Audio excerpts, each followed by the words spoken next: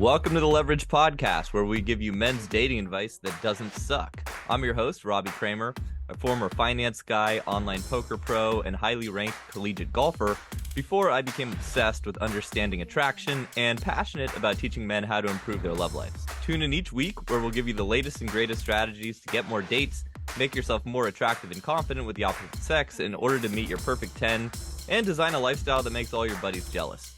If you're a regular listener and digging our content, please leave us a 5-star review on iTunes, Spotify, Stitcher, YouTube, wherever you watch or listen to this. But if you don't think it's worthy of 5 stars, just go ahead, don't leave any review at all. If you're new to the show, I recommend you download my dating protocol. It'll help you optimize your first dates and subsequent dates. I like to connect with my listeners personally, so if you want to pick up a copy of that PDF, please direct message me on Instagram at Robbie_Kramer. Before we dive into this week's content, I want to let you guys know we've opened up a few slots in our exclusive community called Leverage. We are accepting applications if you want to join our select group of men and experience the radical power of accountability to step up your game, cross off everything on your sexual bucket list, and become a beast at accomplishing your goals. To learn more and apply, go to innerconfidence.com/leverage. Now let's dive into this week's content. Cheers. Cheers, Robbie. Welcome, Guillaume.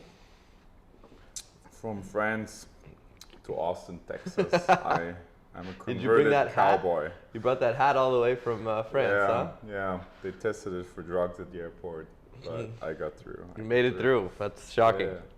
Yeah.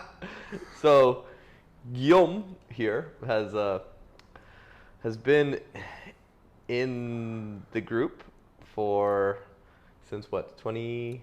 I'm pretty sure October 2020.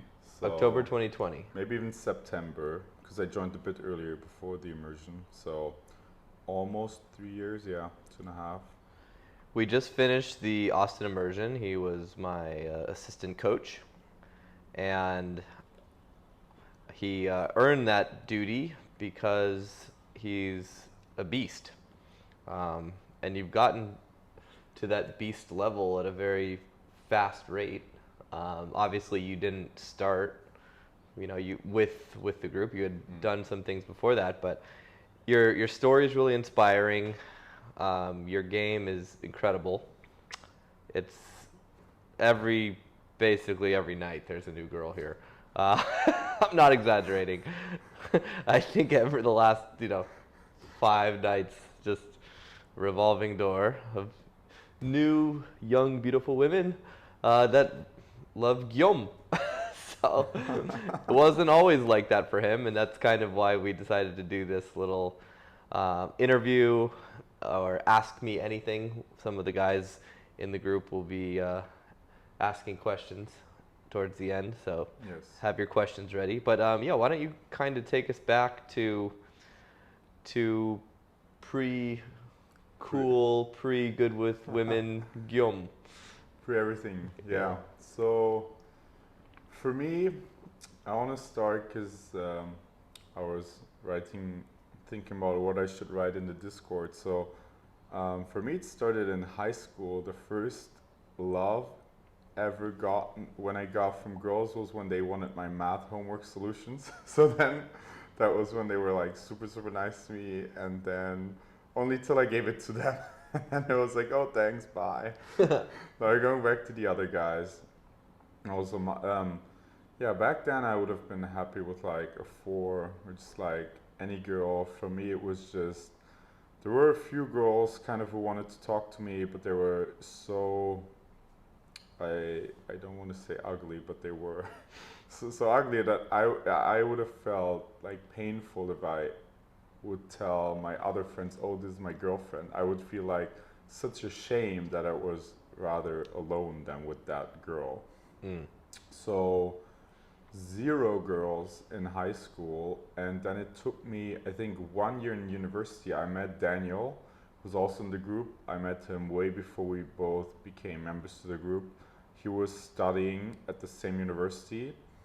And through a lucky coincidence, through a mutual friend of Daniel, I found out that Daniel was in this local approaching group where they were just approaching girls. And I felt like, well, I'm at zero, so I might as well join. And then that was, I think, 2016.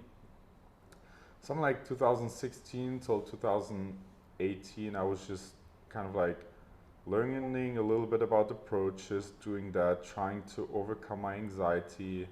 Was not really with a strategy. It was more like, So it was basically like a bunch of guys at a similar level pushing each other. yeah, Was yeah, there any one guy who was like head and shoulders better that we were coaching? yeah. There were two guys which were much more experienced who were coaching. They also had for a brief time company called like Gentleman's Codex. It was kind of funny. No, so they were having like just like some talks, Okay. and yeah, but I think the core part was more. It was like a group of guys who could talk about stuff. You could Mm-hmm. approach together. Guys were pushing each other, so you would have these like going out sessions where guys would send each other to do approaches basically, because Right. I felt even now, but especially at that time where I had a lot of anxiety and it was so new, I felt like doing it alone to me felt 100 times harder Right. than doing it with Daniel. For example, like it could have been anybody, but Daniel and I essentially became friends because we were just like walking around the city talking and then occasionally approaching girls if we saw one. How often were you approaching? That's interesting. It varied, but I would say at least twice a week. It was usually the weekends where we had a bit of time, and Saturday was always a very good day because people would come in the city just for shopping. There's a huge pedestrian zone where I was studying. So twice a week you'd go out there, and how many approaches would you typically do in a session? So I would say somewhere around 3 to 10. We were going Okay. out like, so the Saturday was longer, but sometimes we would literally walk around 2 to 3 hours. The city where I So- was in was a bit smaller, so sometimes you had to walk just to see girls. So if But- you had to do the math, it sounds like, call it, we'll say 7 per day, 15 per week. Yeah, Yeah? yeah. Okay. Maybe My, only for 40 weeks, so that would be 600 a year, Okay. if my math is correct. For a couple years? Yeah. Okay. So I started in 2016, right? Yeah, I did that at least till like 20 December of 2017, where we'll come later to where I had my first sort of kind of like boot camp when I was in the UK. But yeah, for 2 years it was just that, and then What did you see about your results after doing all those approaches for those 2 years? So I saw a lot of my approach anxiety vanish, Mm-hmm. and every now and then there was a girl who was like super flattered that I approached her. It was something which never really happened to her before. Maybe it was, but it was just something so out of the box cool that I would get a lot of attraction just by that, even though I was still not confident. I probably had many fuck ups, many things not optimal, but I would get away with it because of that initial attraction. Mm. So I remember, I think the second girl I slept with, it was funny because I think it was 2 years ago where like Daniel and I were just like talking about our friendship and how we started, and I think we went through like who were the first girls, and the second girl then was like, oh wow, she was way cuter than expected, and she was like an exchange student, so I guess it's also less telling if it's we were like speaking English, and I feel like if somebody's from the same country you can always very well tell in what sort of how good they are socially. But if you go to a different country, I think for people it's way harder to kind of like judge you, put you in a box, Yeah. because they don't have that reference experience. So I guess that was one of the factors. But Yeah, it's an interesting and important point. It's when someone's a foreigner, you don't necessarily pick up on all the subtle social cues, and therefore, yeah, you have more leeway for sure. Yeah, exactly. Especially if there's a language barrier, right? Because if you were to speak poor local language, being an actual local, people are just going to think you're really stupid. Yeah. But you're clearly not from there, don't know the language as well, you get a huge leeway. Okay, so you're approaching, you're doing that with Daniel. What was kind of like the next big turning point in your game? Yeah, so yeah, doing these approaches, I would sometimes, hit and have a girl who kind of liked me, but I always never knew why she really liked me. I felt like, okay, I got like really lucky with this one. And I was like, okay, cool. I like rode with it. I learned a little bit more how to sort of like set up dates and how to escalate. I think that was the big next thing I learned. But And that was just going on a lot of dates and getting more comfortable with escalation? no, so that was actually very interesting. Back at that time, I think it was 2017, there were a lot of coaches selling online programs, like how to get women. Mm-hmm. And one was kind of in particular where many people in that local group kind of vibe with. So we even had like a kind of like Netflix session where we'd all come together and just watch videos. And it was a lot about how you would kind of convert dates, because I'm a very logical guy. I totally didn't know anything, and it was a little bit about how do you escalate, how do you take next steps, because I think if you start, and especially me, I was such a nice guy, I wouldn't take any risks. Like I would never know when to kiss a girl. I was always like fearful of rejection. I also didn't understand what women were attracted to. So just watching that, at least for me, was um, at least a starting point to learn about basic female psychology, about attraction, and about escalation, how you take things forward. Because I think that's very important, because otherwise you just end up in the friend zone. Mm-hmm. And I think that's a major challenge for many guys who are starting, that, yeah, they want to become friends, but like you kind of have to risk a few girls hate you in order to have like a few girls love you. So You have to be polarizing. exactly, more polarizing. And also just when you get signals, to act on them, to escalate, and not to just be like nice back and not do anything. So if a girl, even if it's by luck, gives you signs of attraction, then like to act on them, because the window is closing, and at some point it's closed and you're in the friend zone, and she's like, okay, this guy doesn't get it. Right. Okay. Okay, what happened next? Yeah, so next, me and my friend, we decided to do a boot camp, which is, I guess, for the guys who don't know, it's like a super small scaled less quality version of an immersion. It was only 2 days really. It was kind of like 2.5 days, but it was basically only a Friday and a Saturday.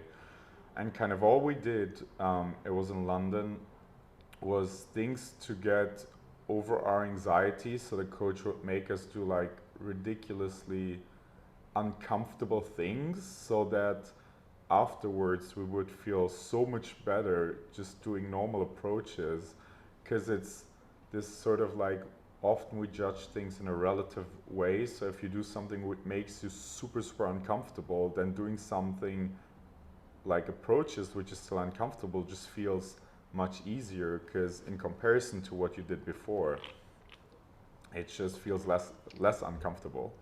So that's what we did during the day, and then during the night all we did was go to a nightclub in London, and the guy would film us and our interactions with girls. It wasn't, I think it was even without audio, but it was like a really high quality camera. You could see a lot even though it was dark. And then all we did the next day was talk about how we thought that interaction was going, and we had to kind of give a pre-rating, like how do we think, how much this girl liked us, and then we would watch the footage from a third person perspective, and it was super eye-opening to me to actually see the reality, and see myself from a third eye's perspective. So Yeah. um, Was it uncomfortable watching yourself? Was it like, did you like the guy that you saw through the camera or no? medium. So on the one hand, I saw how awfully wrong my perception of reality was. So I would always say, well, that girl didn't like me that much, and then you would literally see on video all the like clues and hints she got, and that was like massively eye-opening. Mm. On the other, So she likes you more than you. yeah. Got it. Like, if I mean, some girls just outright didn't, but no, some girls liked me much more than I thought they would. Right. And then the other thing was, it was really interesting to see me from a third eye perspective, because from the outside I looked horrible, just because. So for me in particular, I was tall, and what I used to do to talk to smaller girls is literally like bend down. So I was literally like, I guess you couldn't see it, but if I turned from the sun and talked to a girl, I would go down like this, Right. to see her, and I was like like a tree almost like falling, and it looked just so The horrible. tall guy bend over syndrome. Yeah. Yeah. I've seen that a lot.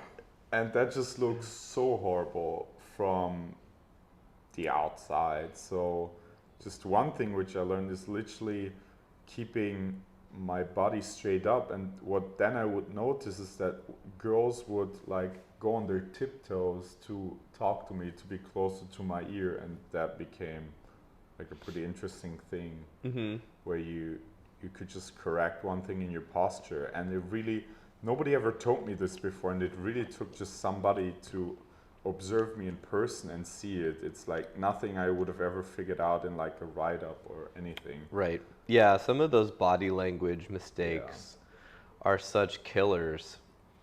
And when you're doing things like that, you know, you're disqualified so quickly, and you might not even realize you're doing it until you see yourself on video or someone can point that out. You know, that's the power of coaching and seeing that, because you could have been doing that for years before. Yeah, exactly. You know, exactly. Okay.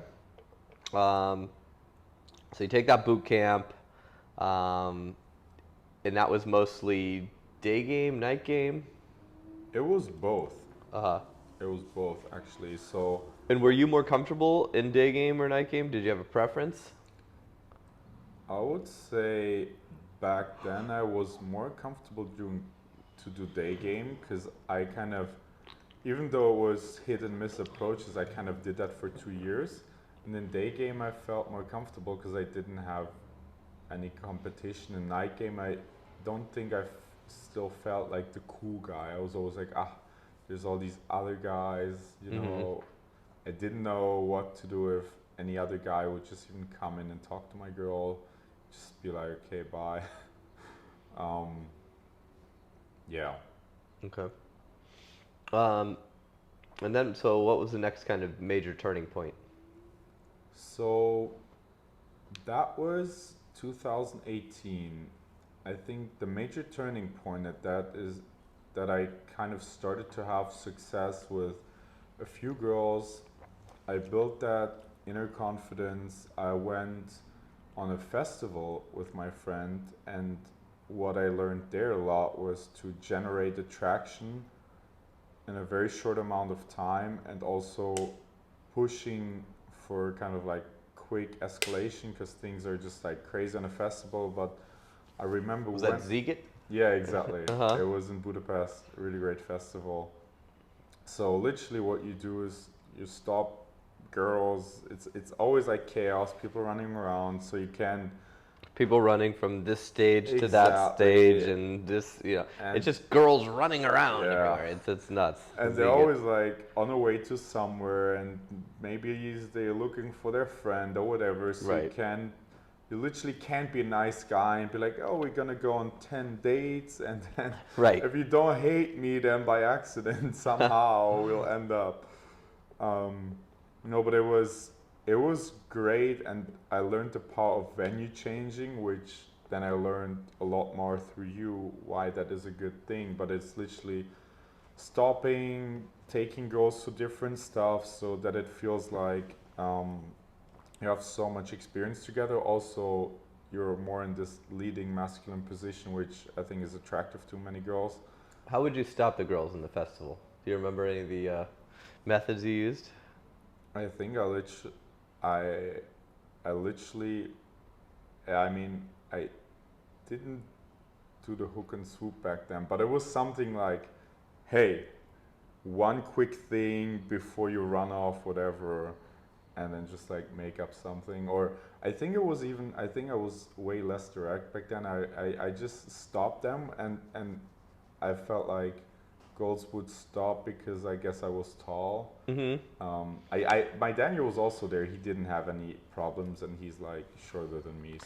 So you're tall. You're 6'5", and that's obviously a big help when it comes to dating. Like, women will choose height over beauty, you know, because women want to feel small in a guy's arms. Guys who are short can also make women feel small, but they have to take up more space and they have to be more physical and they have to be a bigger sort of presence. When you're tall and you're big, you know, that's kind of built in, so that can be a big leg up. But you were mentioning to me, you know, prior that you were getting basically nothing out of your height when you were, before your game was any good, right? Yeah, no, for sure. It almost, it sounds so stupid, but it never occurred to me that height was a strength. Like when I was in my soccer team, I was like, oh, I was nicknamed the Lighthouse. I was like, well, I don't know. I never really felt anything special, and you know, sometimes bump my head through doors and so on. And I remember even like some of my female friends, like either actual friends or just even girls who would, I don't know, just not want to date me and be like, oh yeah, we can be friends, blah, blah, blah. They would say like, oh, girls like tall guys, I'm sure you'll find somebody. And I always thought in my head, well, I don't really believe the truth in that statement. So it just showed me sort of nothing matters without confidence. Right. And you need to build it to just play your best hand. And sometimes you have a little bit better starting position, sometimes not. But some of my friends who are shorter than me, they look way better in the gym. So there's always many things that you can change. It's not the one thing that like changes everything. So you're doing the Ziget thing. You're getting more comfortable with you know, making things happen faster. Yep. Trying to meet girls in a non-dating sort of environment. Getting a lot of approaches, and it sounds like. Was it just around that time where you and I linked up and did that day game session with Daniel, or? Yeah, I think that was a year later. So Okay. sort of in that time frame. So I remember on Ziget I stopped counting, but on average I was making out with something like 8 to 10 girls a day. Wow. But I also It's impressive. yeah, on the festival. So that like how, Because you know, I mean, it's a you know, if you're listening to this, you're like, oh my God, how is that possible? Well, it's very possible because it's a festival. Girls are going to make out. Exactly. Basically, you can kind of just like try to make out, and they'll make out. Exactly. You know, like at Carnival, you know, down in Brazil, like making out isn't that big of a deal. Like, how Exactly. many did you actually hook up with, though? Exactly, 0. Okay, exactly. Like I got one in my tent who then ran away, and my friend got one. So that was what I was about to say. Like making out was way less big of a deal than actually hooking up, but it was really good to learn it and to kind of go for it and to make that experience and to just get more comfortable and easier with kind of escalating, Right. taking things to next level. And I remember it helped me a lot on the other dates because I would notice like indicators of interest. So like girls flicking their hair or other tells, and then I would be like, okay, well maybe I should go for makeout, and often taking risks would really pay off. And even if the girl like dodged the kiss, like you have a great line, like, oh, great kiss dodge. Or A something. plus, yeah. A plus It's an kiss A plus dodge. kiss dodge. I'll try again in 10 minutes. Stay on your game. Yeah. Yeah. So Just yeah, not that was being that. reactive, not letting it Yeah, get awkward. exactly. You can exactly. say anything except don't just stand there and be like, ugh. Exactly. If you make it awkward, then it will be. But so often it was like zero deal, and the girls would respect you way more doing it and dodging a kiss than you not doing it, because Right. at least you're going for it. Okay, so then what made you want to? Well, so for backstory, so Daniel, who was your wingman, he joined the group back in like 2017. He was like a broke college student. So I feel like he was in the group for maybe, 4 or 5 months, and then he was like, it's expensive and I can't afford it, but Yeah. maybe when you come to Europe, we can do some one-on-one, you know, day game work. I remember him asking. So I was in Europe, and I get a call from Daniel. He's like, "Hey, I'm with two of my wingmen. One is Guillaume, and the other is I forget the other guy. But they wanted to do a day game session. I mic'd them up, got them on camera, and then gave them feedback. And when I showed up, um, Daniel was he was so awkward with his like the way he was stopping girls, and most of them weren't stopping. He was very nervous, very awkward.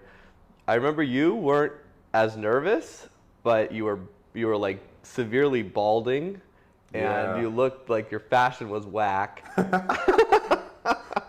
Like, And it was actually the other guy who I felt like was all around probably, yeah, I agree. getting the slightly better results. But you guys were all like, everyone.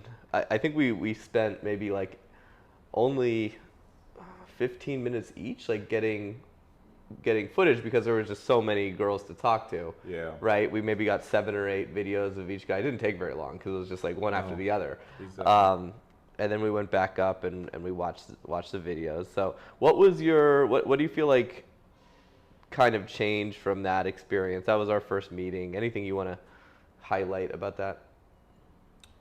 Yeah, so before that, I felt like I was okay stopping girls, but that one meeting, it was also very short. It was, I think, only 3 or 4 hours, and it was literally because we could split the cost by 3 guys. Right. We were so broke, that's why we did it. But it was amazing because you showed us our approaches and then how to do the hook and swoop properly. I remember that, and I remember that we were there staying 1 week. And in case people listening don't know what the hook and swoop is, the hook and swoop is a technique to stop a girl who's walking down the sidewalk, right? And it's just Yes. this idea where you kind of like run and swoop around her and get her to stop, and it's the least sort of intrusive and comfortable way, but still powerful enough where they will stop and they will acknowledge what you're saying, because I think the most painful thing that can happen on a day game approach, or any approach in general, is the girl just completely like ignoring you, giving you that cold shoulder. It's because like you've dealt with the anxiety enough to do it, but then she like literally doesn't like acknowledge your existence as a human being. You feel like you're this small, so. No, for sure. I've seen a lot of techniques, and I felt that this was really just the best practice. Also, I still remember, I think yesterday I went out, and one I tried to just do from the front because I was in the moment, and she was like, "No, I'm busy on the phone." Literally once passed straight through, and I was like, why did I even try to stop her from the front? I was like so obnoxious. I was like, I can do it, bam, and then it like blew up in my face. Yeah. So no, that was super helpful. And I remember, because we were there a few days more, my like stopping ratio went from, I don't know, something like 50-60% to like 95 or something. It was that was the biggest improvement from that day game session, and I think it paid is dues like the 2 years after it. Mm-hmm. So that was super helpful. And then also I remember you gave us a list of bars and nightclubs in that city, which were really good. And I think that was very helpful. And I think it's also very powerful thing in the Discord. For example, now in Austin, right? I don't know anything about Austin, which are the good places, clubs, but we have like our friend Amir here, who lives here, who knows which the good places are, and then you can just ask him like, hey, which bars are the best? Which websites should I look events up to? Is there like an Instagram page? Mm-hmm. I think, yeah, especially if you like traveling, and I want to encourage many of the guys traveling because it kind of like gets you out of your normal environment and you can do something else, and maybe even you're more comfortable to try riskier things in a different place because you know, okay, you will, I don't know, not be judged or not run into the same girl like 2 months later or Mm-hmm. 2 weeks later or something. And just as a side note, that was what you did back then there, but what I think also is really helpful being in the group. Yeah, being able to just get that information, run with it, versus having to, Having to figure it out yourself over a long Yeah. period of time. Yeah, exactly. So that was how many months before you came to the immersion? I'm pretty sure that was at least 8 months before. It was 8 to 12 months because I remember we did that one session, Yeah. which was super helpful. Then we all went back home, and then I remember when I had my internship that Daniel went to the immersion, and I didn't even. Oh, yeah, that's right. I did two, and Daniel went Exactly. to the first one, right? Daniel went to the first one, so I mean, I think We gave him the nickname the Terminator of approaching. Well, which is like the Botinator. the bot data. The Botinator. One of the guys, Nick from Minnesota or Montana, he was like blown away. And this guy, Nick, he's like he's like a sheriff now, actually. And he was like so impressed by Daniel because he's like, this guy just approaches every single girl he sees. He's like the Terminator. And he actually, Daniel, the first day we were out approaching, he took a girl like straight from the street back to my flat where I was having everyone staying. I had an Airbnb business in that city, and during the next like section of the course, he was hooking up with her in the room, and like, the walls are paper thin, and she. It was pretty good. I was impressed. She was actually, it was like one of those perfect timing sort of thing, and that's the benefit of doing a lot of day game is sometimes you'll just the stars will align and you'll get a perfect situation. This girl was like not from there, and she was there just to like have, I think, a surgery done like the following day. Like a nose job the Yeah. following day. A nose job the following day, and she had nothing to do, knew nobody in the city, just kind of like walking around being a tourist. And then here comes Daniel, and well, you got nothing to do. Let's go here. He basically ran the dating protocol, right? Yeah. Did a couple different venues, and then brought her back, and yeah. So that was impressive, but I digress. No, it's really great that you say that because I don't think even I knew exactly that Daniel was going to an immersion. I knew that he was in the group, and sometimes he would tell me these gold nuggets. Yeah. And kind of sharing advice that you gave in the group, and I was like, damn, this is like really good. I remember sometimes like, oh, this is like such an emotional concept, which for me I felt hard to grasp, but so well explained logically and the reasoning behind it. So I remember that we were talking sometimes about like advice that you gave in the group, but then we were in different cities in that time because I had my internship, and during that, I think it was a summer, he did the immersion, and I just like kept getting voice messages from him and pictures from girls. It was really like, I felt like I was missing out. Yeah, I was you're like, FOMOing. exactly. And I think at that time I was pretty comfortable approaching and generating new girls that were sixes, maybe a seven every now and then. I was comfortable with kind of like doing the steps. I roughly had a plan, but I felt like my really biggest wall was uh, getting hotter girls, Right. and that was kind of always my dream goal to get hotter girls or like one really hot girlfriend. And So you felt like you'd kind of hit a plateau where exactly. you were able to attract a lot of women, but you were consistently failing with the, what do you want to call them, eights and up, or the Exactly. ones who you know were really intimidated by. Yeah. And do you think it was simply because you were intimidated and they could smell that fear? Do you think it was more like an inner game issue, or just the fact that you hadn't had success with enough of them yet to really believe that you were worthy? Yes, yes, Yeah. it was totally that. I think so. The biggest thing, I think, it was a confidence issue. Obviously, I would also feel more nervous, or I just kind of be more chasey over text. So like, fuck, I really want to do something with this girl, and then I kind of knew I was doing some things wrong, but I was like, well, I still really want to talk to her, so kind of knowing it's bad but still doing it. It's like smoking, you know it's bad, but you kind of like still do it, sort of this sort of thing.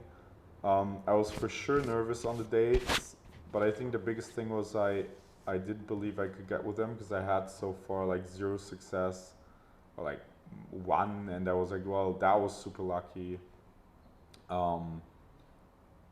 And there was one thing. Oh yeah, I just didn't believe I was good enough for them, because I was coming from this logical thing. I was like, well, I view myself as, at that time I still had hair, I was balding, I was always trying to sort of hide it, never find any good way to do that. I just felt like I was maybe a 7, and I felt like at best, and I felt like, well, the 8s and up were just out of my league, and I just didn't feel worthy. So you felt like a 7 from a how I look scale, or a 7 as the overall package scale?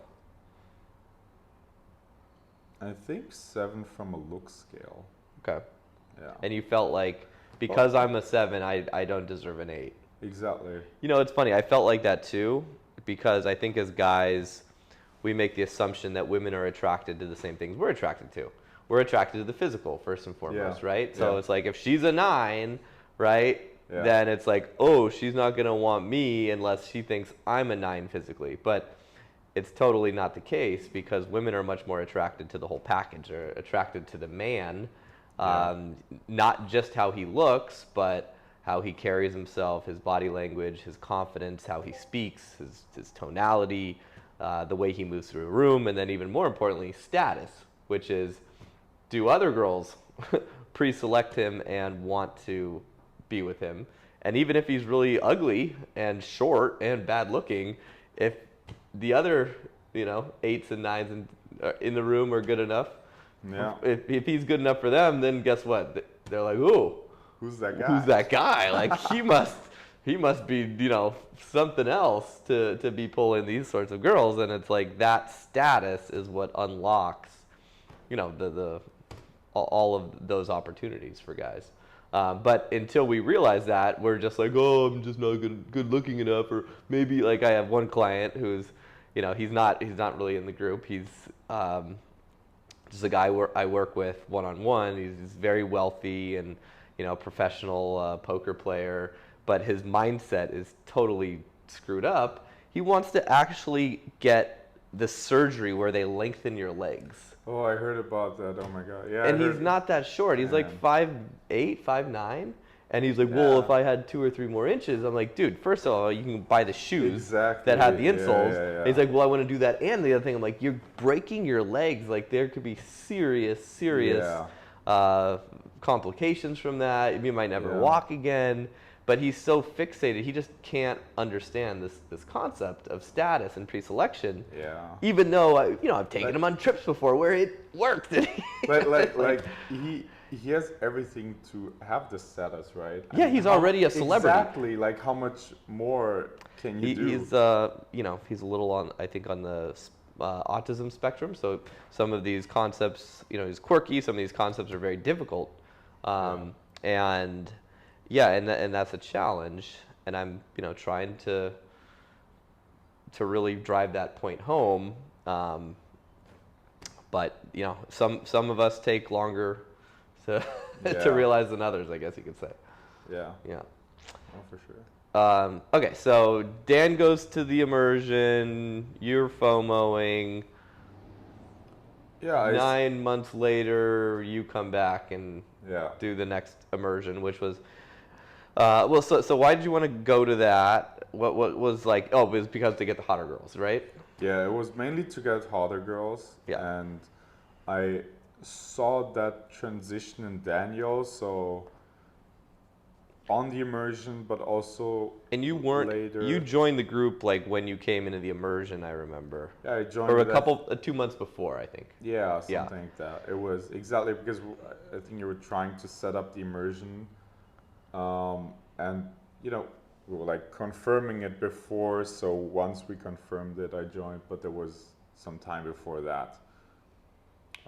Yeah, and my main motivation was because I felt like Dan and I was sort of like equal. He was for sure better looking and like getting also, I thought at that time just naturally like better girls from that, but also the immersion and later I saw him improve a lot and understand things a lot better, and I just felt like, well, if it worked for him, then it could also work for me.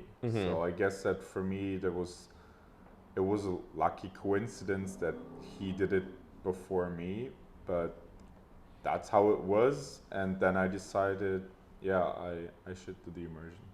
Well, that was a pretty special immersion because we had five. That's the most advanced group I've ever had.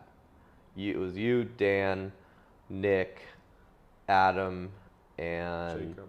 Jacob. And all of you guys were pretty much like doing very well when it came to generating attraction, right? Basically, what we did most of the time was just a lot of day game.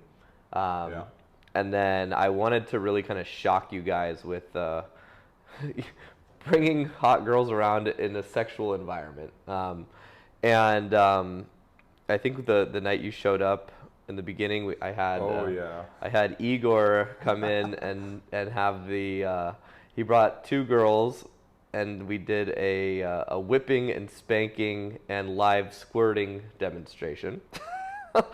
um, that was possible back in my old place of living, um, which was fun. But I remember you said you had a pretty insightful aha moment from that. Yeah, so the two girls, they were shockingly hot, blonde, dressed up in these tight leather pants, and then I remember there was this one girl, we kind of like locked eyes and were just smiling. And then the other guys, I felt like didn't really spank her that hard, or I don't know, like I just tried to do the exact same thing that Igor was doing, and I felt like nobody else was really actually paying attention to the details. So I was whipping her so good that she was like, "Oh, you're lying. You did this before." Blah blah blah. It generated like a shit ton of attraction. I could feel she would like me, but I was just so I just felt like she was so hot that she was like 3 times out of my league, that we went to the club together and nobody was kind of talking to her, and I just felt even too afraid to talk to her because I was like, fuck, I'll fuck this up. Then I'll feel bad. And then you told me the next day, well, like she liked you, and one totally could have fucked this girl. They're like single. She was like having a great time. Then I felt so bad. I still remember it to this day. It was like so bad, so painful emotionally, that I didn't forget it. And I was like, fuck. So next time I really will just go for it and take that risk. And I think just this one huge fail where I was there and then you pointed it out, I was just like, I missed this huge opportunity, and it felt so painful that then afterwards I was really motivated to go for it, because I was like, damn, I don't want to miss this opportunity again. Right. Yeah, it's often those moments of, narrow misses, or I it slipped through my fingertips. Those are the ones that hurt the most, but also provide, I think, the biggest learning, because it's like it's so painful that you're like, I am not going to let that happen again, right? And that's the inspiring sort of, or that's the thing that creates the inspiration for massive action following. So yeah, was there anything else that, obviously, that was, I think that was a shorter version of that we typically do. That was just like a Thursday through Sunday. Exactly, yeah. Was there anything else that you got out of that experience that, like, were you able to make that? Well, I know you kind of stayed in town with the other guys and basically, like, went crazy for the next couple weeks, but like, just from the actual event, was there anything else that really stuck out? Yes, there were two really big things. So one were, I learned a lot about the social circle, which was completely new to me, or somehow I kind of like would feel like I read it somewhere, but then couldn't really create and believe this image in my head. But it was, I think, something what I had to experience actually in person and to see to really believe in it. So I think that was really amazing that you got all these girls, and obviously, like, I knew none of them, but then I could see how the dynamics change when you stack an environment in your favor.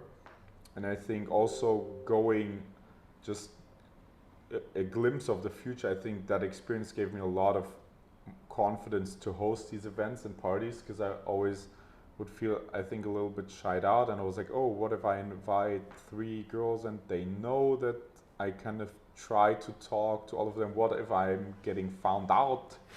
What if they all know you were hitting on them, right?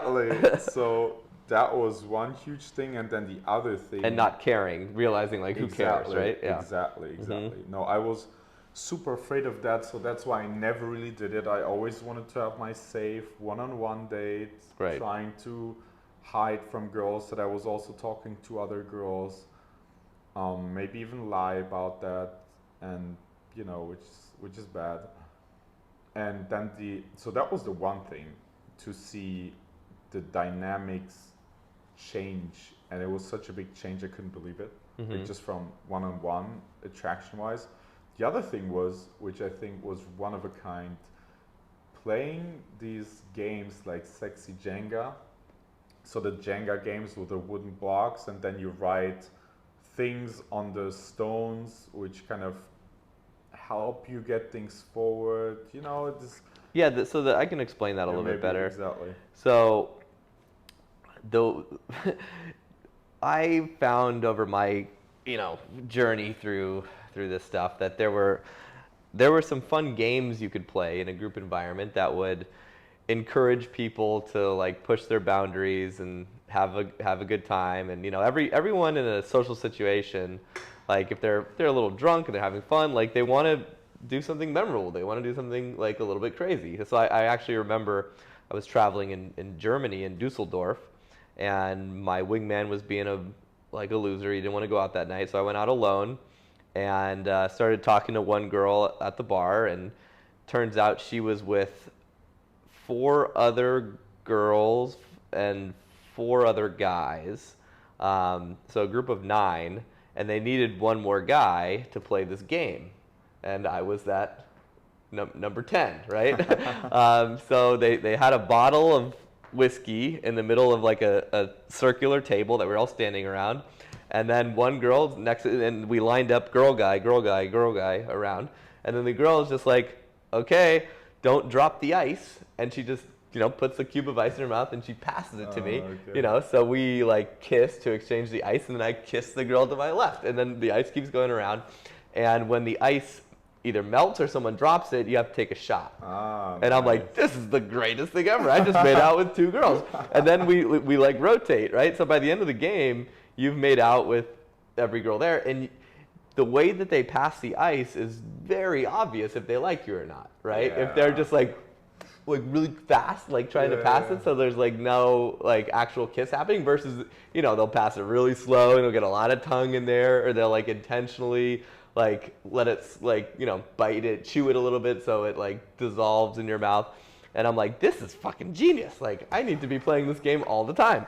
So I started, you know, always trying to build that ice game into my sort of parties and my repertoire. And then I was like, all right, well, what else can we do that's like a fun sort of social thing, where that allows people, it gives them the option to like push themselves, but you're not forcing anyone. You can opt out of the game. If you don't like the game, you don't have to play, right?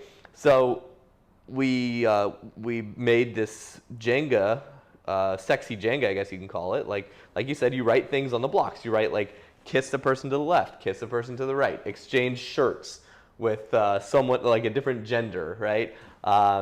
Give a spanking, get a spanking, give a lap dance, right? So you don't know which block you're gonna pull, but you pull that block and you got to do something. And then we created like an X-rated Jenga where we put a little black dot on the really bad, you know, Jenga blocks. You pull one of those out and it's like, you know.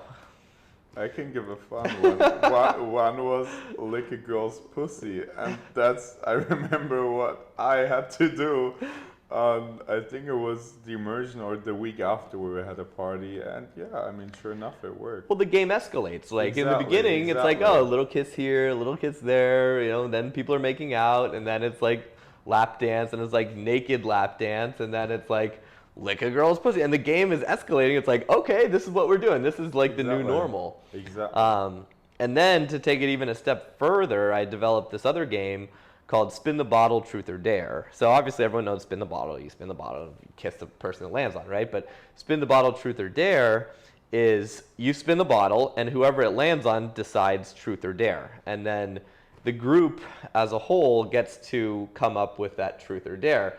And I had played this game so many times that whenever I play, people are just like, Robbie, you choose all the truths and all the dares. Exactly. Because I'm able to like use my social awareness to be like, all right, clearly they like each other, so I'm going to involve her in a dare with this guy and maybe this other girl. Like one example, I'll be like, all right, you're going to close your eyes and 3 people are going to come and kiss you. And then you keep your eyes closed and then you have to say who was who, right? And so I'll be like, you know, Guillaume, you go second, this girl goes first, and that girl, you know, goes next order, right? So then 3 people do it, and then they guess. And then you can obviously, you know, have that escalate. It's like somebody, you know, feel this person's boob or do this. Like when you get people involved, people love it. It's just like so much fun, right? It's juvenile, but it's fun, it's sexy.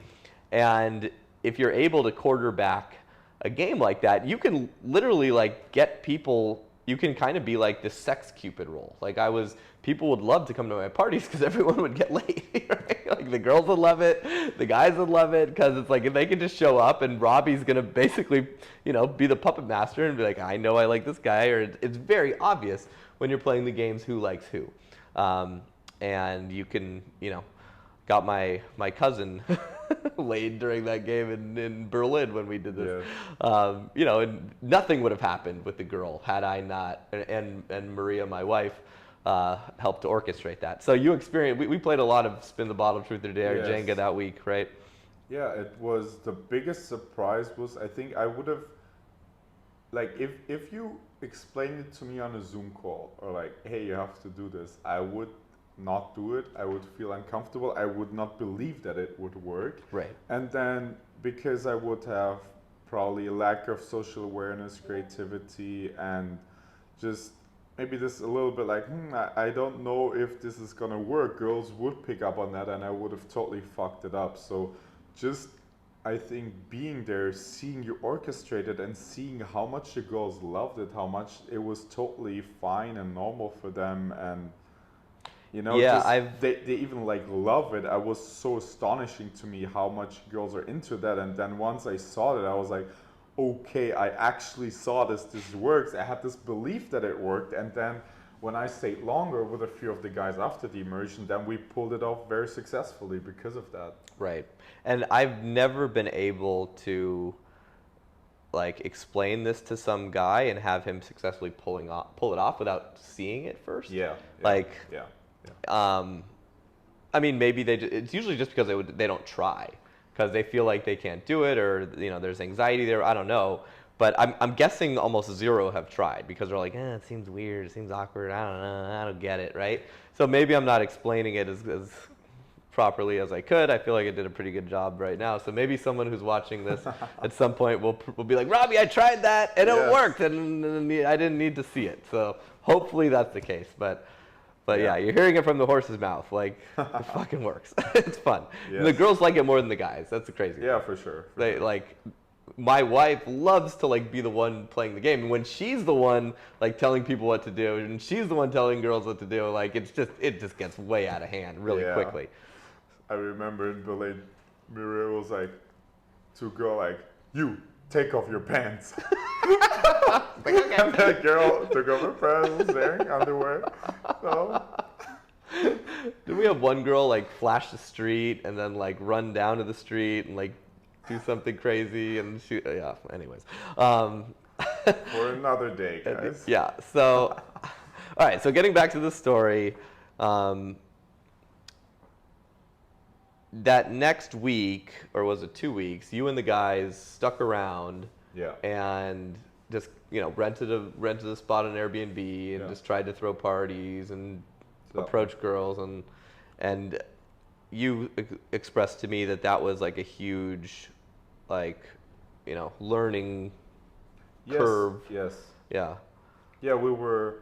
I mean, you build so much momentum and flow in the immersion, I felt like, and the other guys felt like it would have been like a waste to just like go back to a normal environment or whatever to like cut off that momentum. So we both stayed 2 weeks longer, and we really acted on everything you said. And we had a 3-bedroom apartment. So each of us had his own room, and then we had one small kind of living room area, which was perfect for sort of the party setup. I remember like some of the girls there were really into like hookah shisha. I guess it's like different in every city, but that was a thing. So we always like had one there because we knew the girls would love it. I personally hate smoking. I never smoked, so it was not for me. It was just for the girls, for the environment. And we had the sexy Jenga there, the truth is there. And all we did was every guy tried to bring at least 2 girls, or like 2 girls was usually kind of what we were going for, 2 girls to actually show up. So we had a 2-to-1 ratio. At the very minimum, 1 girl, which was still kind of fun. And then we were literally just trying to do all the things we learned about the week prior with you. And after that, is that when you kind of feel like you hit like your stride? Like, because I mean, from what I remember, yeah, you got really good by the end of that time, and you've continued to improve. It's not like you're putting as much focused time into it, I think, as of late, because if you're in a pretty decent school, doing a lot of studying, and but I'm impressed after seeing you here this week. Certainly you haven't digressed at all. I think you've definitely gotten better. You've gotten more confident. You really own like your physicality, your size, your body language. Like you do a really good job of making girls feel comfortable, but also like using your physicality to create attraction, and that's always cool to watch. So what changed, I guess, after that experience and up until now? So once I did it with you, it was in a different city. I always had this mental block that like the place where I live, where I had my apartment, I had all my setup. Technically, like I could have so much more because like I just have my apartment, my setup, right? When we went to the immersion, it was a different city for me. So some of the things I have at my home, like a really good sound system or something, or like lights what I could purchase, like we didn't really have. But in my head, it was like, oh, in my city, I can't do it. It's like the girls are like this or that, or I just can't do it because of X, Y, Z. But then I did the immersion with you, in a different city, and then I also like traveling. So whenever I had like 2 weeks off, I would like travel with some of the guys in the group. Since I made more friends, I got to know more people. It wasn't just Dan and me; it was always other guys involved. Though we like got to know each other, other guys. So the biggest thing is once I did it like I felt like at least two separate locations. Like I think it was necessary to do it in two, but for me, I just felt like that was what it took. So I had the confidence to be like, okay, I can do this anywhere. It's not like bound to one spot or one environment. So then I think the biggest change was when I got home that I could successfully incorporate everything what I learned. I think I went less crazy on the party and house party thing because just for me I do zero online dating, game zero, so it was just involving more time I guess on a regular basis. So I had I love that you do zero online yeah. dating. It doesn't mean you do zero Instagram, and that's an important point. Yeah, no, Instagram I try to do a lot, but I do zero of these like Bumble, Tinder, the traditional dating apps. You I just found the quality sucks, right? It's like, what's the point? Exactly. Yeah. I found I date at least two, so on a beauty scale 1 to 10, at least two numbers down than I would do in day game, at Right. least. So then I was like, well, it's just not time efficient for me. I rather work Monday, Friday, not worry about all this stuff and girls being flaky. I have a friend, you met him this week. He's way better looking and ripped, and I see him having to deal with all these flaky girls, and then I'm like, at day game, I have zero competition. Like, it's very obvious to me when a girl texts back, it's usually, I can tell, but it's also, you have a much higher response rate. And if a girl's like, hey, let's do it, I have like a really low flake rate. Right. And I felt that even with guys who are much better looking, an online game, I feel like it's all about looks and really high quality pictures, maybe even more about the picture quality or having a great set of pictures Yeah. together. But definitely I would say looks, for obvious reasons, is a bigger factor than personality because you just can't really talk. Right. And I just felt I rather have my non-flaky, better, hotter girls for day game.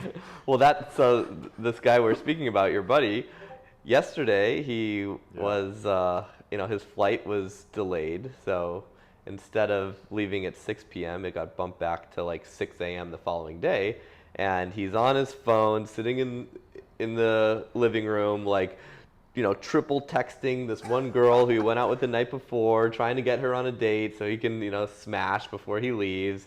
And we went out to get coffee. He met a girl, I pushed him to approach a girl in the coffee shop. He got her number. She was cute. So I'm like, dude, why don't you just go out with her? And in the meantime, while you're waiting for her, like, do more day game. Like, why are you sitting here on your phone texting girls on Bumble when there's beautiful women walking around in real life? Like, get off of your device. Exactly. And he did. And what happened? So yeah, I think he joined us approaching because we were trying to get him out. So he joined us approaching, and he approached one girl, which was actually really, really nice. She had great walk, nice body language, very sweet. He approached her, and it was a Monday, so it was not even like Saturday or whatever. It was a Monday afternoon. And he approached her, and I think she was going somewhere, but fair enough, they exchanged Instagram, and then they scheduled for later that evening. He even told her, like, hey, I'm leaving in the morning, but I want to see you. And she was like, well, he's leaving, but still I want to meet him. So they met up at 10:30. And they went to. Usually we say never say you don't live there. Say Exactly. I might move here, that sort of thing. Because a lot of girls like, oh, if this guy's leaving tomorrow, he's just trying to get it in. So like, that's the point. But So, if you're actually leaving tomorrow and you know for sure, and you're just going for that Hail Mary, then I mean, you should do it. Yeah, I mean, he had nothing to lose because he's going tomorrow anyway. Right. So better to be confident up front about it. And she had something to do, but it was like, hey, I'm free after 10:30. So they met at 10:30 at this really great lounge, vibey cocktail place, which another friend of the group who lives here recommended. So he had a great setup there. He had a date, and then I'm pretty sure, I don't know if he had the second venue or not, because we didn't have time to talk about it. He still has to write up the message, but He ended up going back to her place. exactly, he Yeah. ended up going back to her place and then fucked her and then stayed there even till 4 a.m. And it seemed like they really Went liked straight each to the other. airport. Yeah. Yeah. He almost missed his flight because he wanted to stay longer. But yeah, and I literally told him like, hey, please write up the story in the Discord and then tell me how much better was that than you're trying to do Bumble game. Right. Last day leaving Bumble game. It's like, yeah, guys get so, just kind of like in these bad habits of just like, going on Bumble, swiping for way too much time Yeah. every day. Because, these apps are designed to hijack your brain. They're the same way that a slot machine works in Vegas. Like, Yeah, it just yeah. keeps you there. You just keep swiping because it's Swiping. addicting. Yeah. The machines know. So anyway, so in terms of like your overall growth, there's anything else that you wanted to highlight? And I guess like what do you want to work on going forward from here? What's the next step for you? That's a great question. Can you keep that question in mind? Because so many. Yeah. So we were at the immersion year after, right? I could incorporate many of the things in my normal life.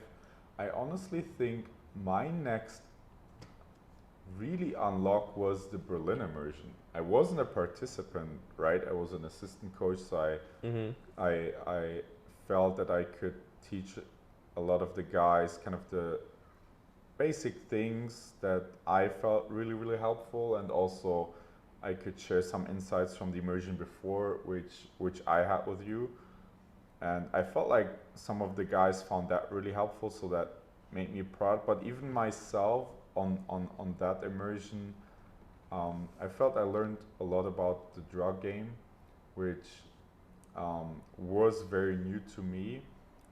But I realized that some of the party girls, like I never did to that point, never did any drugs in my entire life. But I guess if you're in Berlin, I mean. exactly, in Berlin, it's like super. I didn't even smoke marijuana just because I hate smoking. I can't smoke, so I didn't even do that. But exactly, we were in Berlin, and I just felt like. Seems like more people do like. Less people drink alcohol versus doing MDMA or whatever party drugs. Yeah. Which I think alcohol is the worst drug on the planet. They've actually done studies to show that that's the case. In the U.S., right, it's just booze, booze, booze, booze, and that's normal. But Berlin's a little different scene. Yeah, exactly. So yeah, I also think alcohol is like one of the very few drugs which make you aggressive, which you drink too much. So yeah, even in Germany, which you would, like right, because we were in Berlin. Even in Germany, there were these discussions about legalizing now this stuff and a lot more open.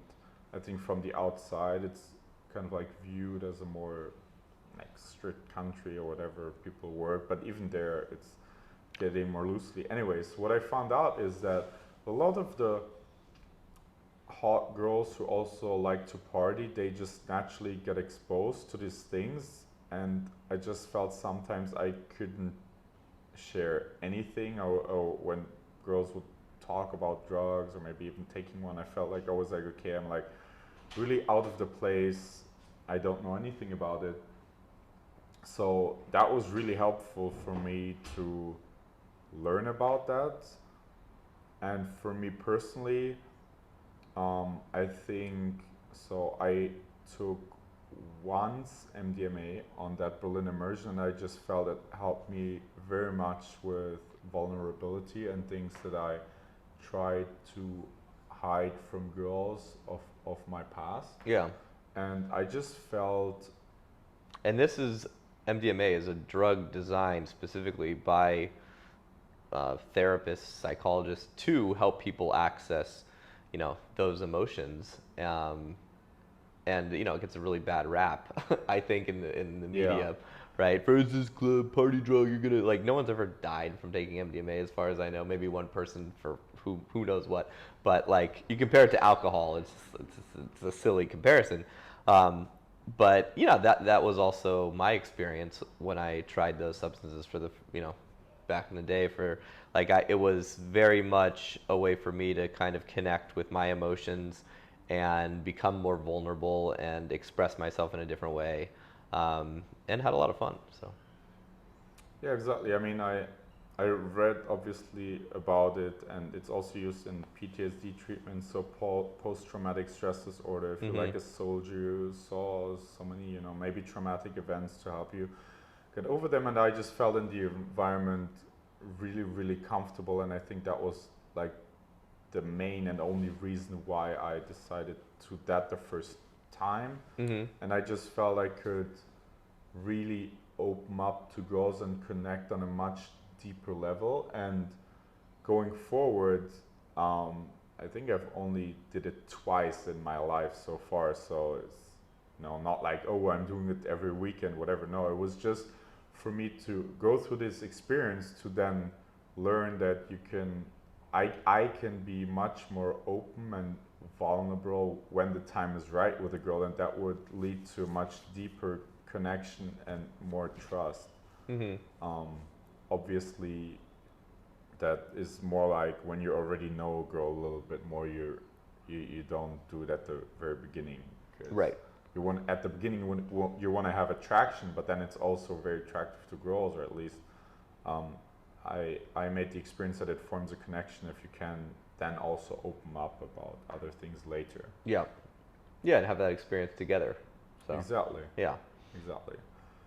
No, so that was the main thing, and then what I did again, I stayed longer with a few of the other guys in Berlin, and we again tried to do the social circle, and I think it was 3 weeks, and I've never been in Berlin before in my entire life, so I knew zero people there. And then me and another friend, we brought 10 girls each to a party, and we had a huge party, and I saw how girls were like really going out of their way to talk to guys, because obviously we had way more girls. I remember there were like 2 girls hitting on you like crazy. They're like, oh my god, I love the dogs and everything.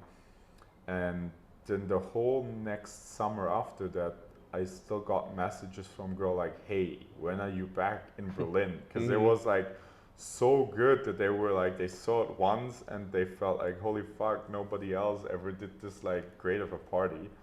So it's just making the girls have fun, but then obviously also they enjoy being with cool guys, competing for them. It also feels much more an achievement for them, I think. Yeah, so I guess to kind of like hit the major points along the way for you, it seems like, you found some local guys, you started approaching, got over your anxiety, you got some coaching to kind of pinpoint some of the things you were doing wrong, both body language correction, day game, night game. Yeah.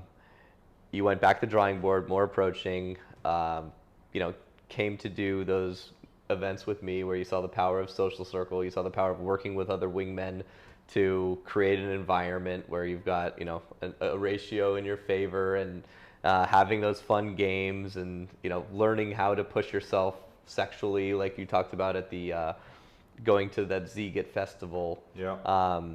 And then learning a little bit about drug culture, and not really drug culture, but just partying in general, like what beautiful women are exposed to. And then not wasting your time with online dating, using Instagram to showcase your lifestyle, posting consistent stories. So girls are like, when are you coming back? Or I want to come to this cool thing you're doing. Or they stay top of mind and remember who you are and reach out to you.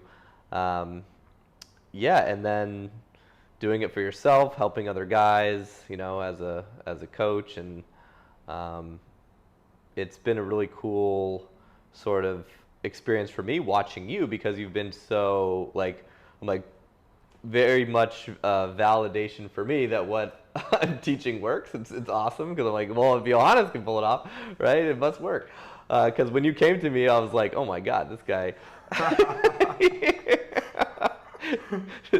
dorky, bald, poorly dressed, like, and now you're just a total like machine beast, So it's been a very cool journey to watch, and I appreciate you allowing me to like be your mentor and coach and along the way. So that means a lot. No, yeah, same. I felt really thankful that my other friend somewhere found you out because I think you were really hard to find back in the day. So yes, I'm trying to become more easy to find by making this sort of content. But yeah, definitely still am a little bit hard to find, unfortunately. So let's open it up. We've got a few guys on the call. I think the last question you asked was what what's your next for step? The future? Yeah. Yeah, so I thought about that a lot, and I think I kind of came down to three things. So one, which I learned at this immersion, so I'm really thankful that you invited me, because even though I'm helping, I also learn a lot. So one thing what I want to do is use Instagram much more, because I felt I've been decent, but there's a lot to optimize, and I felt that we discussed this a lot. You're probably gonna make more content about that. I have a feeling we have guys who are really good at that. We convinced like one of our friends, Ford, to do it. Right. Just because he saw the power of it, to use Instagram much more, and I already tried this the last few days to always upload 3-4 stories, and sometimes film something, and I kept in my head, okay, I'm gonna post that later, I'm gonna post that tomorrow, where I know I'll work the whole day. It still looks like I'm doing some cool shit. Mm-hmm. That's the one thing. The other thing, what I also tried this week, hilariously failed, was to do something more like threesomes, because I haven't done too much, but I was also never, I think, that into it, maybe because I was also, I don't know, maybe not comfortable with that a few years back, but right now I think it's just naturally something I just want to do and see how I feel and get it off of my bucket list, or have like one main girl who's maybe like also bisexual, and then see where that goes.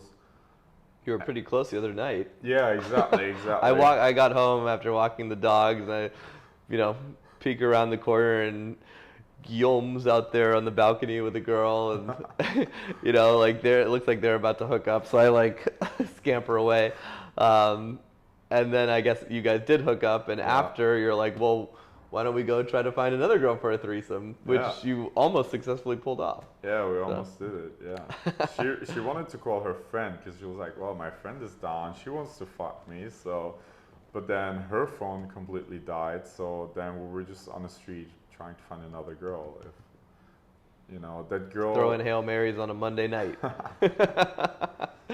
But yeah, that for me. I remember I had a huge sort of period of growth when I started being like just owning my lifestyle, my desires, my sexuality. I found a girlfriend who's very much into other women, and we went threesome hunting 4 or 5 nights a week. We maybe had, I don't know, before we got into like the swinging scene, because we had so many threesomes that eventually we're like, this could be probably a lot easier if we just go to like sex parties and do stuff like that. But like, it was much different, because all those people that we met at the sex parties, they had like they didn't have those skills to like go out and create threesomes. We just got lazy after a while. We're like, let's just meet couples and hook up. But that period of growth was insanely eye-opening for me. And yeah, that's interesting. I feel like you're kind of right on the precipice of that. You're a lot younger. I was doing that stuff when I was like 30, 31.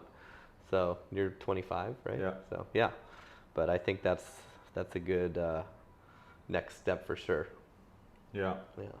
Well, that would be the main thing, and then the last thing, to kind of host more parties. Yeah. Kind of by myself.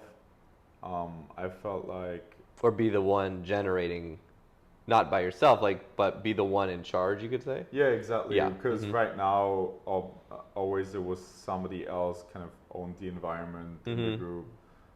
But I think it will be easier going forward if I have a job and everything. But what I find, kind of looking back, what I find I'm really grateful for, that I could kind of do almost all of this with basically zero money, like broke student. Like right now, also through you, and you have a lot of successful clients, it's like really great to see other people. They can, like, it just gets easier setting up an environment and so on if you don't have to like worry that much about money, but it's really just something which is reinforcing your game. So if your game sucks, you'll just be a bigger sucker. You'll get scanned by girls who just how do you say, seeking, you know, you get Sugar scammed babies. the shit out of them. Sugar babies. You go to strip clubs, you just lose 1K and got like nothing out of it. Yeah.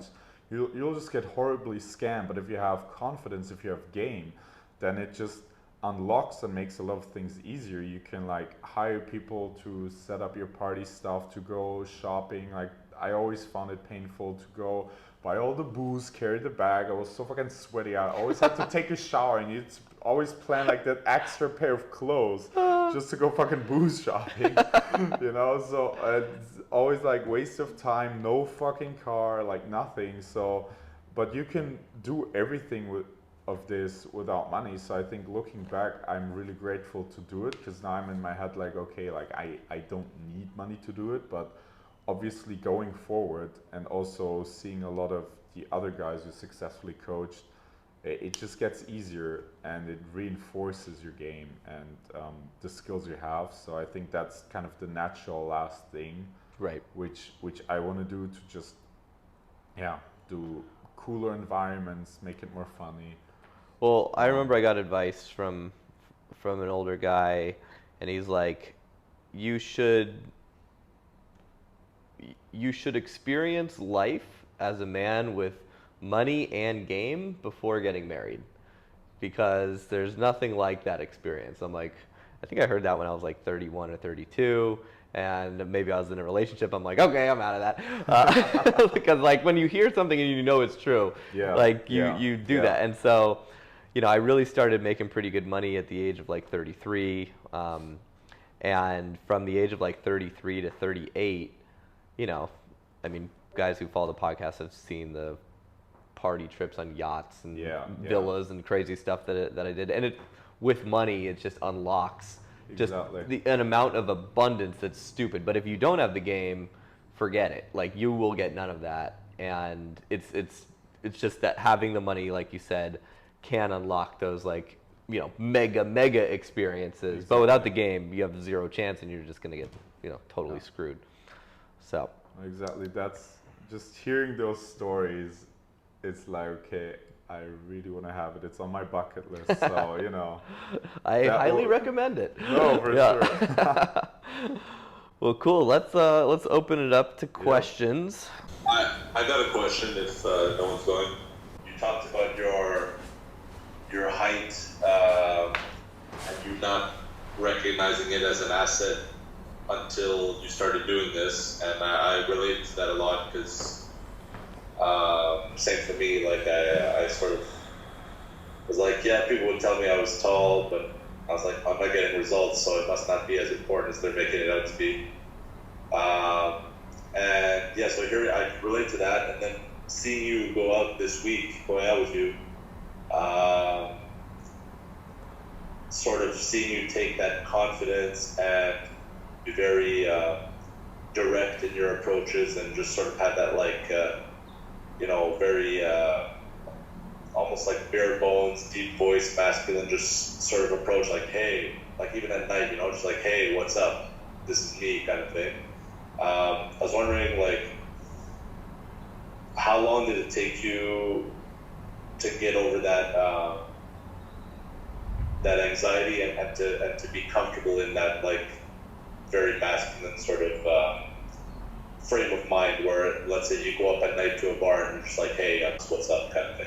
I just got a lot of sort of positive reinforcement from girls. So I remember one night I was going out to a bar with my wingman Dan, and I opened two girls, and I literally said, "Hi, I'm Johannes.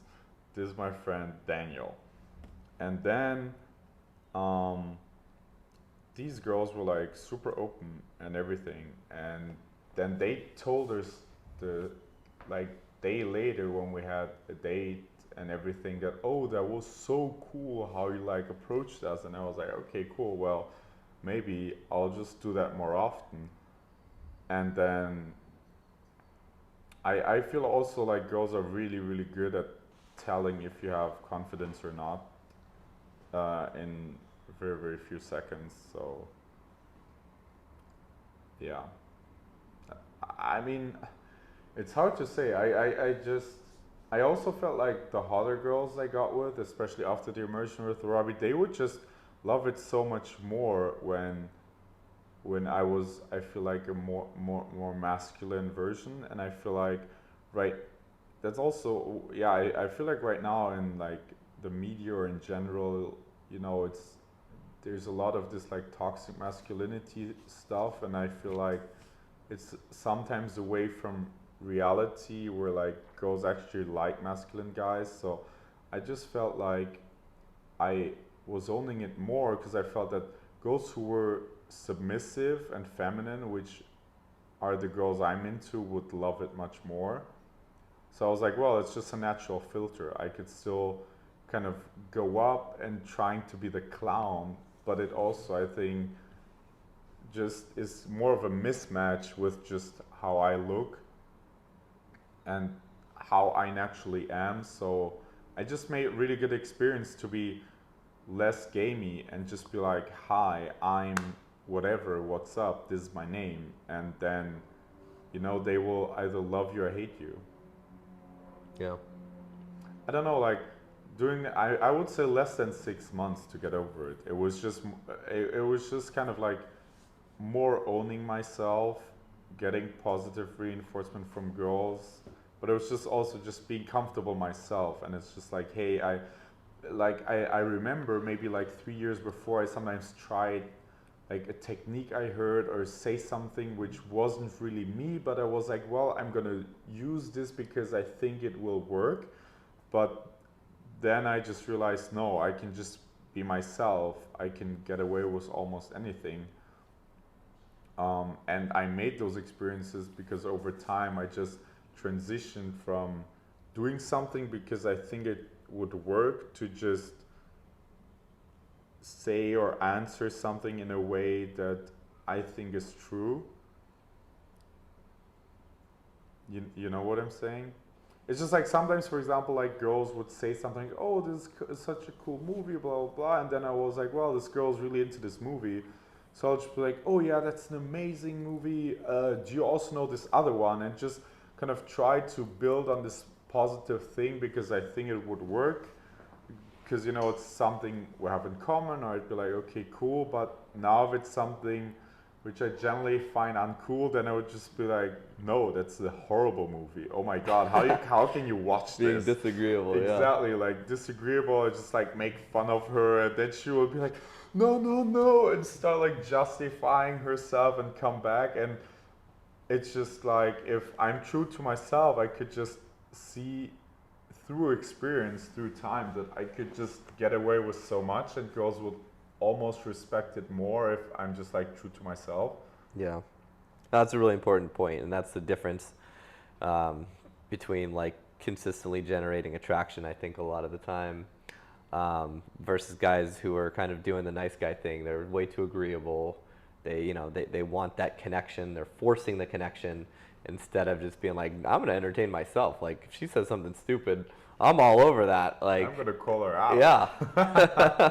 What? Are you kidding me? Like, is your brain broken?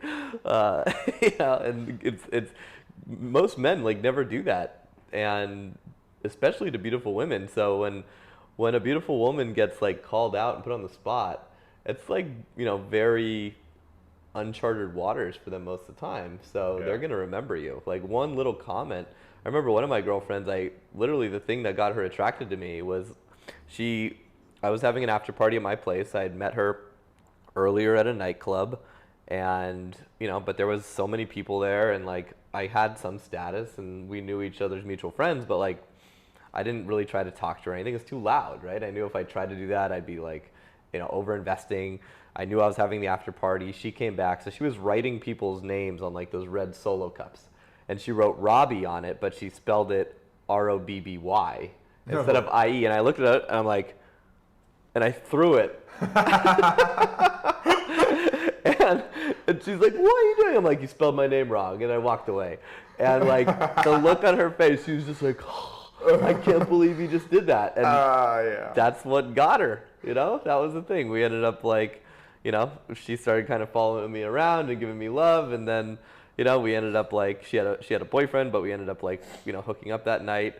We didn't have sex, but I, did some tongue magic, some countdown magic on her and got her to have a few orgasms. And then she pretty much sticking around after that. After she broke up with her boyfriend a few months later, blah, blah, blah.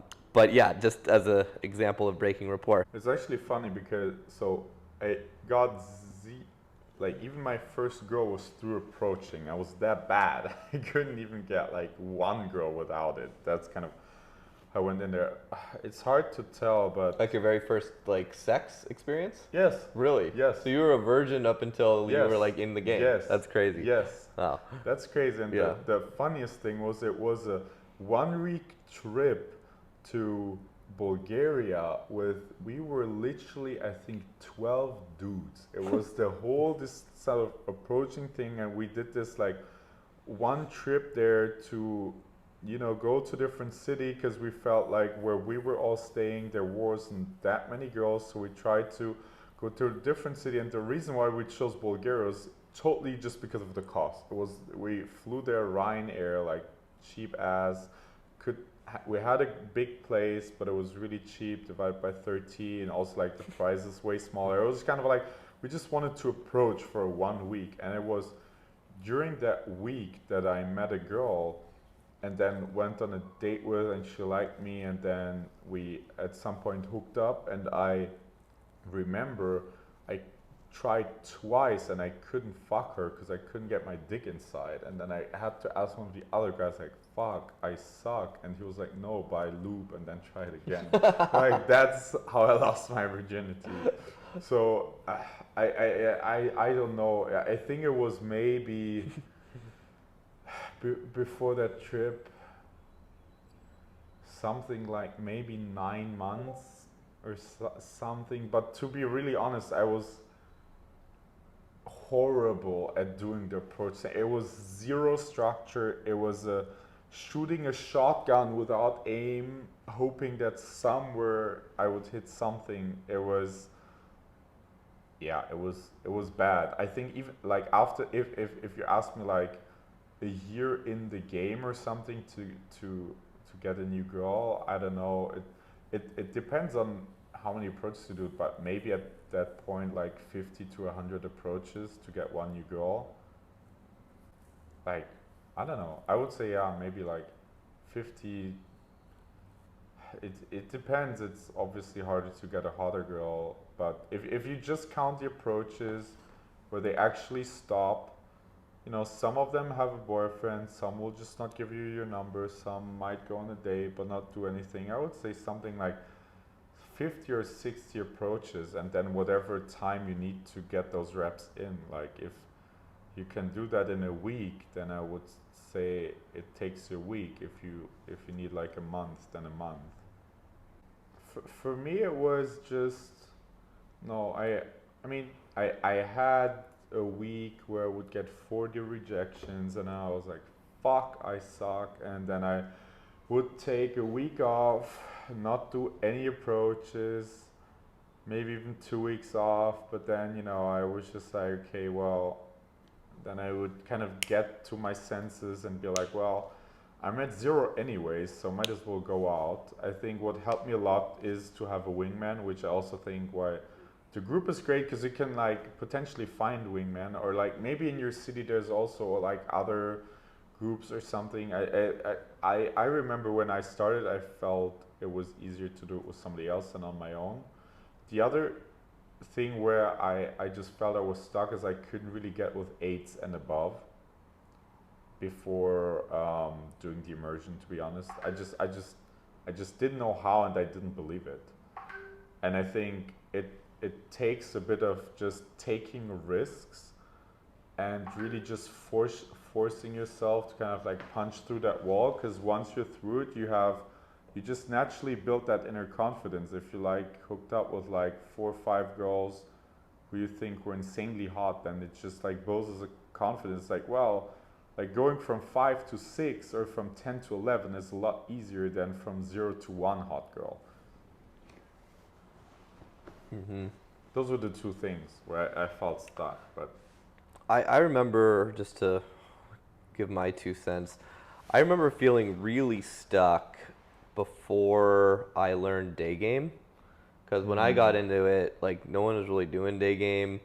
I was just going out to the bars, and it was very similar to the sort of bar experience here in Austin, Texas, which is fucking terrible. It's so difficult because there's just like so many dudes, and the girls are drunk, and it's cock blocks everywhere, and you know, it's just like very hard to like create attraction and then get that interaction to like move forward. You're just getting, girls are just like vanishing out of thin air all the time. Like you have to be really, really good to get anything to like stick.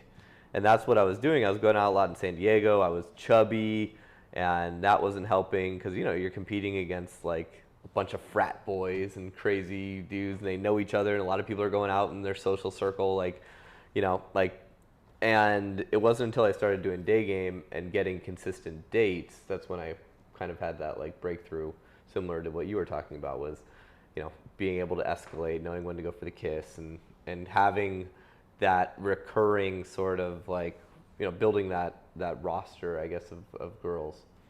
So. Roster. That's my favorite new word I learned this The week. roster. So when I started, I preferred day game because I didn't feel confident enough during night game. Right now, I really like night game because, so I think right now it's 50-50, but I think I really enjoy myself when I go out during the night because it's just kind of like a, how do you say, more fun environment, like especially if it's really good music. I enjoy myself. I feel very confident. I feel like you can have a high, I feel like if you're good, you just have a higher probability of a same night lay. So it's like day game, it's like, yeah, you can also have a same night lay, but or same day lay, but also kind of depends on the girl's schedule. If the girl's already out, you know, taking her to an after party, she's already going out to have fun, meet guys. So I feel like it's easier to like pull a girl home the same night. So especially if you're doing what you're doing, which is a hybrid night game social circle thing. Because, yeah, you know, it's like you have a dope spot to take girls back to, exactly. Guys who are willing to like set up a party out of thin air, you know. So it's like, it's not just pure, I have a 1-bedroom apartment, I'm going out to meet girls at bars and try to pull them home alone. You know, that's a much different thing than what you're doing. Yeah. Yes. I mean, also I enjoyed myself this week because we obviously have a great view, and I have that on my Instagram, and then sometimes it just, in the conversation, I always make sure to exchange Instagram in the middle, not at the end when she's leaving. It's kind of like a chase move. Always it naturally comes up somewhere in the middle of the conversation. I'm like, oh, I'm going to accidentally show you this story where I have this dope view, so that she has the picture, and it's like, well, I want to see that view. So then, you know, she's like, well, and literally if a girl's like, I'm not sure, I'm like, look, you can leave at any point, but how about you come and make a story of the view? And then like, oh yeah, sure, do you have tequila? I'm like, yeah, we have all the booze there, whatever.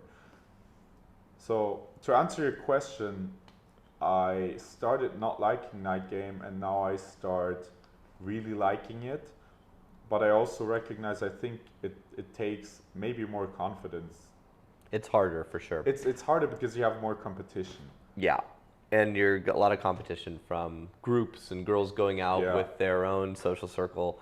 So I've seen this both with myself and with all the guys I've successfully coached. It's like day game is easier because there's less variables. The simple equation, it's you and the girl, you know, you meet her later for a date, you take her through a series of dates, and you kind of book those wins when you have those experiences.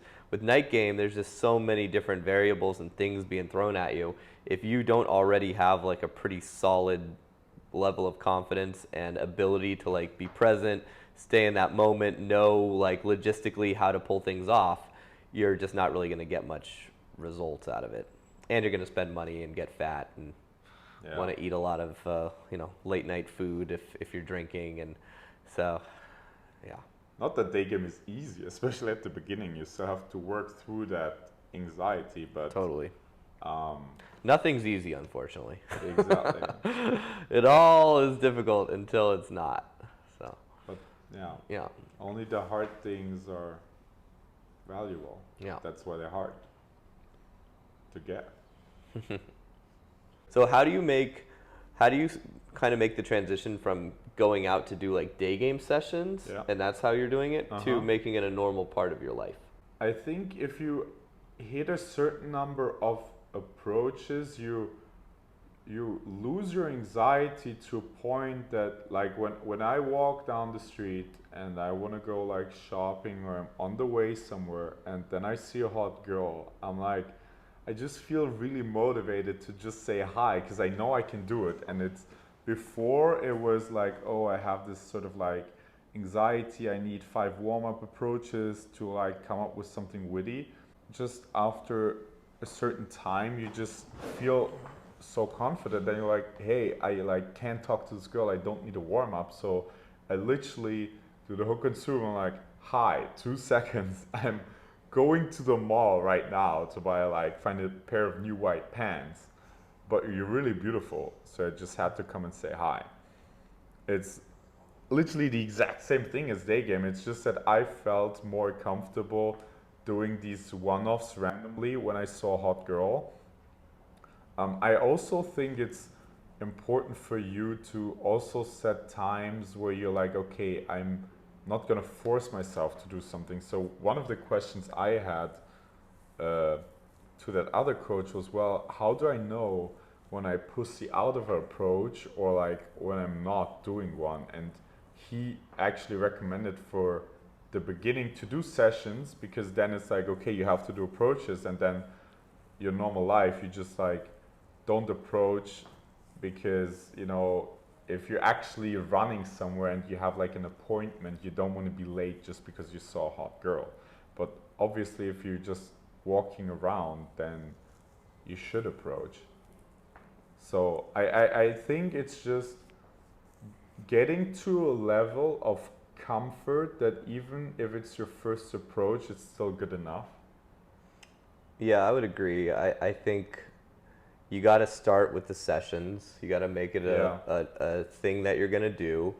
And then it slowly just kind of becomes your lifestyle, because you start to realize after doing enough sessions, when you're past the like overwhelming anxiety stage, when you're really just like, please just give me a hot girl to approach. Like there's no one here and it's frustrating. And then when you're just out in your everyday life and you see a beautiful girl walk by, you're just like, I'm not going to let this opportunity pass myself up, because I've spent so much time like waiting around for it. So you're just gonna you're like, hell no, I'm not gonna let her walk by. Like, I'd be an idiot. So that was really the transition for me. It was like doing enough sessions eventually unlocked the ability to just kind of do it all the time. Guys, Guillaume, it's been amazing. Let's go. Thanks. Thank you guys for your questions, and if you have more, you know, we have weekly calls. Post them in the group. Exactly. Post in the group. Ask me on the weekly calls. Yep. All right, guys. And for those of you who are here, see you. Come over. Peace out.